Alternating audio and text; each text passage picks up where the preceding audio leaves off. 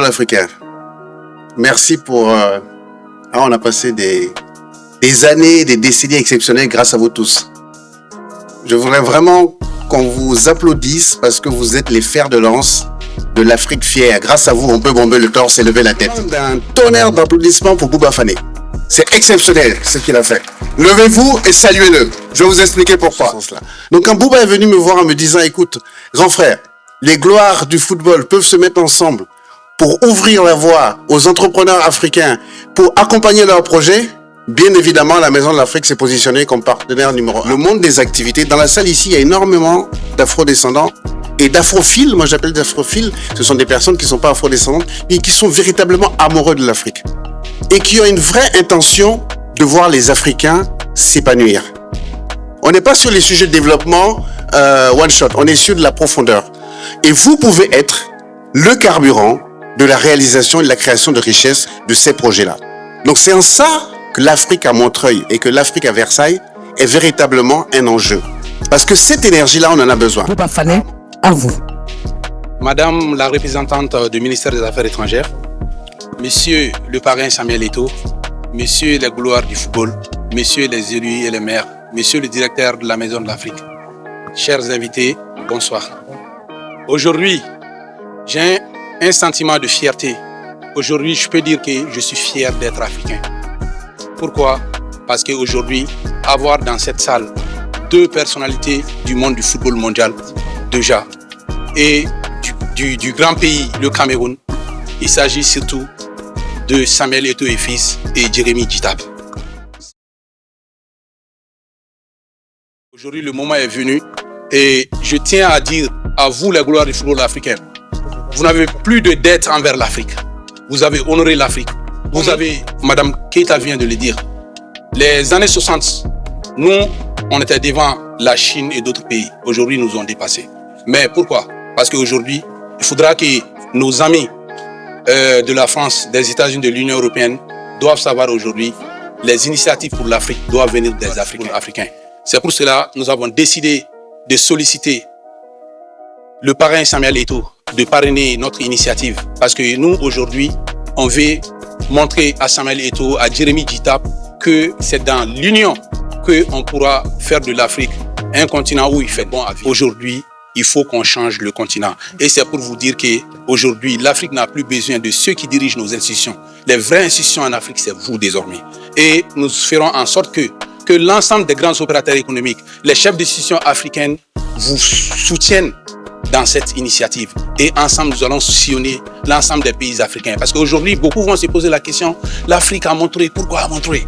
Aujourd'hui, on doit savoir que l'Afrique peut compter que sur sa diaspora.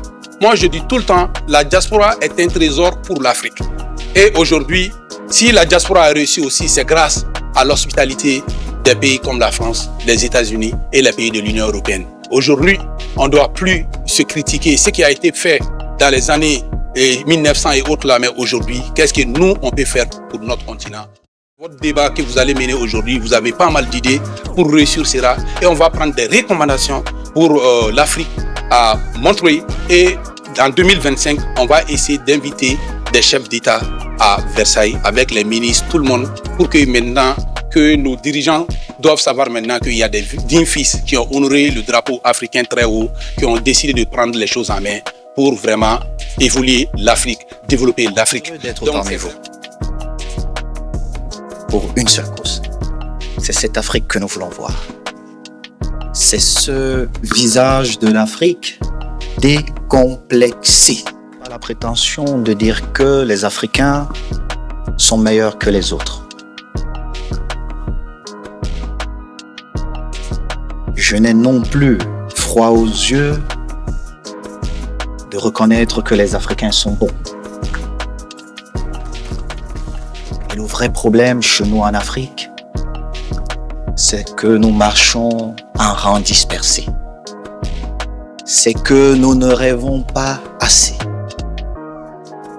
J'ai des amis qui me disent souvent, « Président, est-ce que vous n'êtes pas fatigué ?»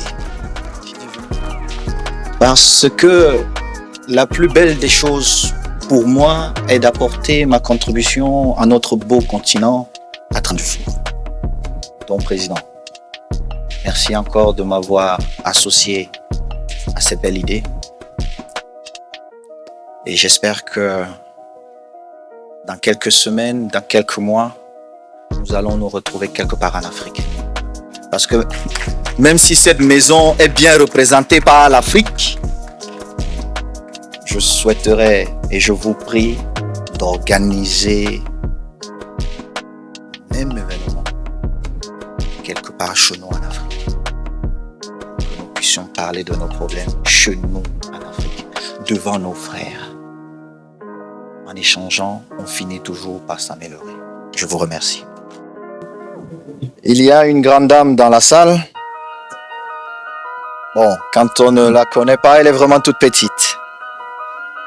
Djeneba Keita. Nous sommes fiers de vous. Alors, Samuel Eto'o, il sait pas, il est tombé dans un piège aujourd'hui. J'ai tenu à faire cette photo parce que c'est très important. Je voulais aussi vous dire, vous êtes là pour l'Afrique, mais je voulais vous demander d'être là aussi pour nous, les élus qu'on appelle de la diversité. On a besoin de vous.